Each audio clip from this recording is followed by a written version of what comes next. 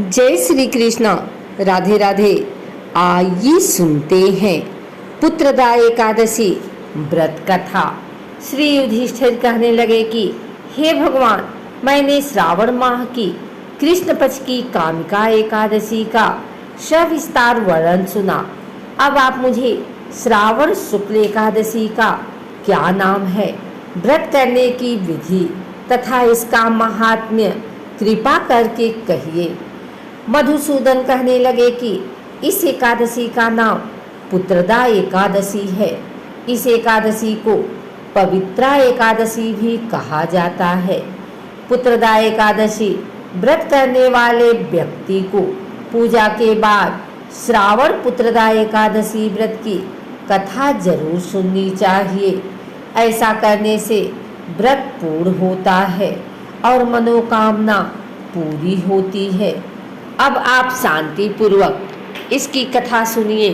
इसके सुनने मात्र से ही वाजपेयी यज्ञ का फल मिलता है।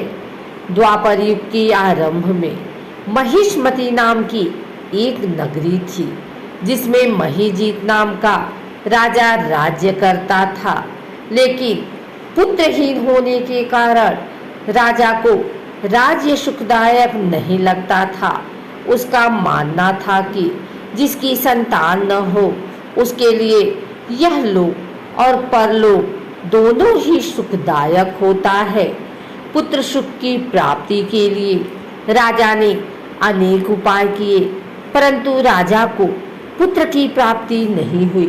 वृद्धावस्था आती देखकर राजा ने प्रजा के प्रतिनिधियों को बुलाया और कहा, हे प्रजाजनों, मेरे खजाने में अन्याय से उपार्जन किया हुआ धन नहीं है। न मैंने कभी देवताओं तथा ब्राह्मणों का धन छीना है। किसी दूसरे की धरोहर भी मैंने नहीं ली। प्रजा को पुत्र के समान पालता रहा। मैं अपराधियों को पुत्र तथा बांधवों की तरह दंड देता रहा।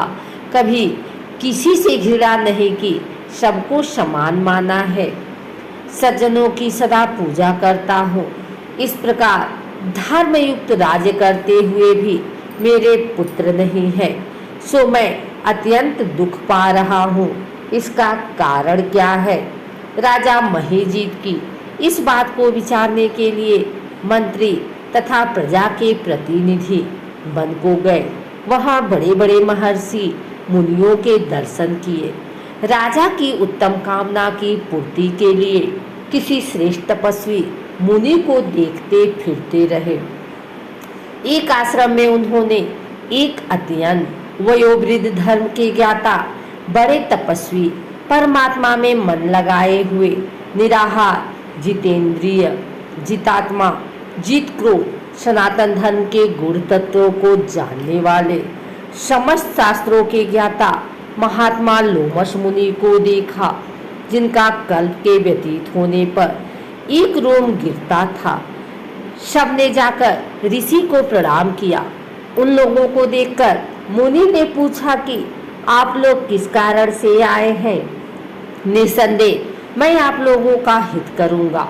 मेरा जन्म केवल दूसरों के उपकार के लिए हुआ है, इसमें संदेह मत करो। लोमश ऋषि के ऐसे वचन सुनकर सब लोग बोले, हे महर्षि, आप हमारी बात जानने में ब्रह्मा से भी अधिक समर्थ हैं, अतः आप हमारे इस संदेह को दूर कीजिए। महिष्मतीपुरी का धर्मात्मा राजा महिजीत प्रजा का पुत्र के समान पालन करता है, फिर भी वह पुत्रहीन होने के कारण दुखी है।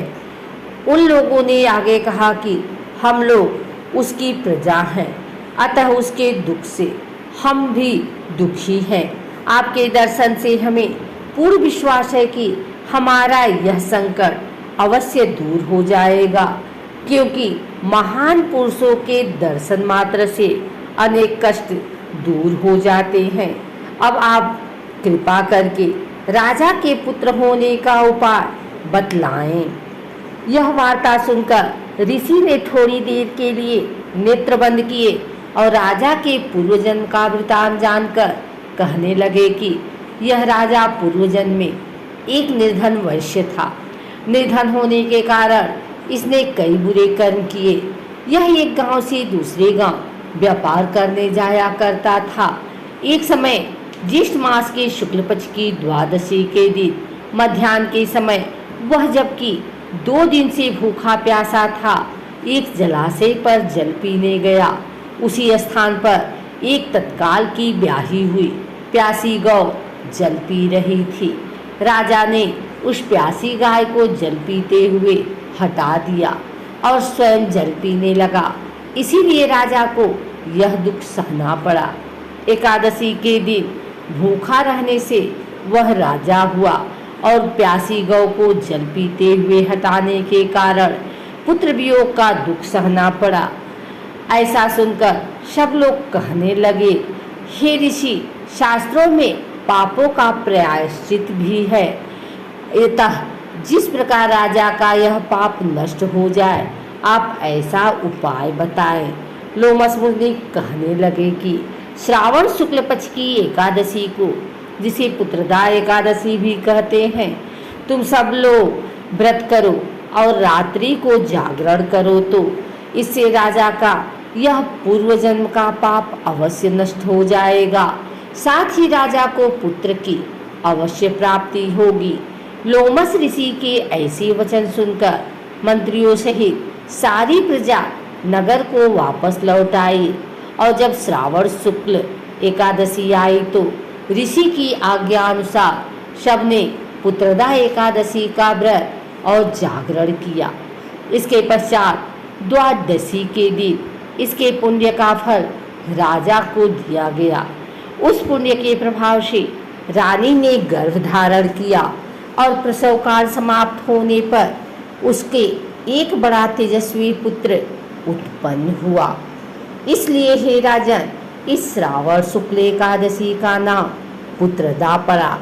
अतः संतान सुख की इच्छा हासिल करने वाले इस व्रत को अवश्य करें। इसके महात्म्य को सुनने से मनुष्य सब पापों से मुक्त हो जाता है और इस लोक में संतान सुख भोग कर परलोक में स्वर्ग को प्राप्त होता है। अगर आपको हमारी वीडियो अच्छी लगी हो तो इसे लाइक करें, कमेंट करें, शेयर करें। हमारे चैनल को सब्सक्राइब करके बेल नोटिफिकेशन ऑल पर सेट कर लें ताकि आगे आने वाली वीडियो सबसे पहले आप तक पहुंच सके। धन्यवाद।